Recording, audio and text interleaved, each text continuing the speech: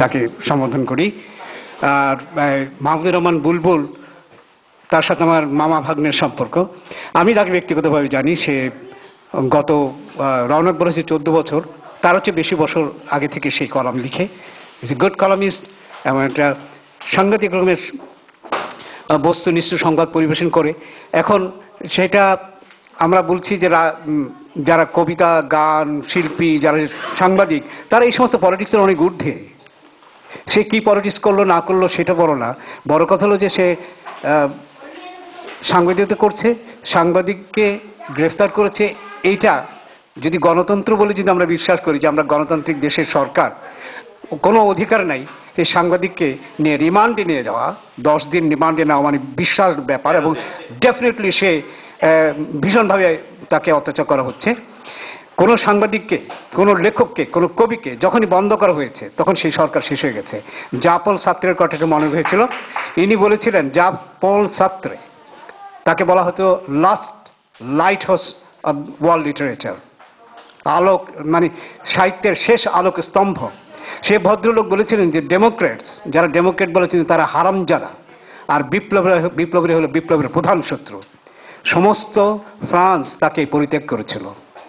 জা পল Sartre Nobel প্রাইজে প্রত্যাখ্যান করেছেন, কিন্তু তার সত্য, তার যে ফিলসফি, মানুষকে ভালোবাসার, ন্যায় অন্যায়ের বিরুদ্ধে কথা বলার, সে থেকে তিনি এক পাও নড়েননি। এবং যখন উনি মারা যান, সমস্ত প্যারিসে লক্ষ লক্ষ মানুষ, আমি তখন ইংল্যান্ডে ছিলাম, ইট ওয়াজ April 5th, হি ডাইড। এবং আমরাও লন্ডনে তার জন্য আমরা শোক সমাবেশ করেছি।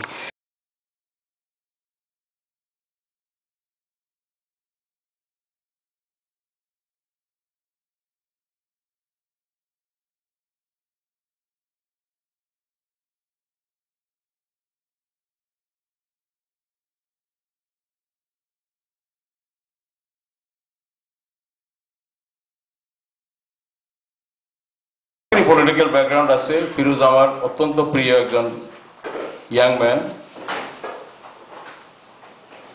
Everybody has their own viewpoint.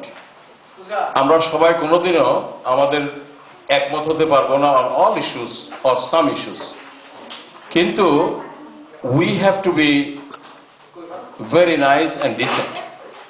আমরা তর্ক করতে পারবো, কিন্তু হাতাহাতি করা আমাদের পক্ষে সম্ভব না। So we have to understand that. এবং সে যেই হোক না কেন, একটা মতামত প্রকাশ করেছে সেজন্য তাকে জেলে নিয়ে যেতে হবে, that is kind of too much. So এটা মাহমুদুর রহমান ক্ষেত্রে হয়েছে, কিছু লোক আহত হয়েছে, অন্য আরেকজন লোকের সম্বন্ধে হলেও আহত হতো। কিন্তু সংবাদপত্রের তরুণদা যে লাইন, ডেমোক্রেসির যে ডেফিনিশনটা দিয়ে গেল একটু আগে, যে সংবাদপত্রকে আমরা যদি বা সাংবাদিকদের উপর যদি আমরা নির্যাতন করে যদি দেশ শাসন করতে হয়, we are not in democracy, it is something else. এবং সেই হিসাবে আমরা,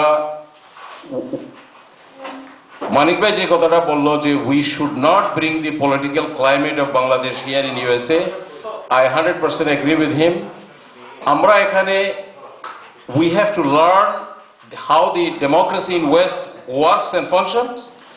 এবং এই জিনিসটাকে আমরা যারা পলিটিক্যালি অ্যাফিলিয়েটেড, আমরা দেশে আমাদের বন্ধু বান্ধবদেরকে বলবো হাউ টু ডু পলিটিক্স। এখানেও এই ধরনের অসভ্য পলিটিক্স হয়, যেটা উই হ্যাভ সিন। আপনার এই ইরাক ওয়ারের সময় শত শত লোক বলেছে যে হি ইজ ফলস, তার এই আছে, সাদ্দাম হোসেন এই করেছে সেই করেছে, হাজার হাজার লোক বলেছে closing their eyes, but it was found to be totally false. কিন্তু এই মুহূর্তে আমাদের সত্য মিথ্যা সেটা যাচাই করা তো দূরের কথা, আমরা যদি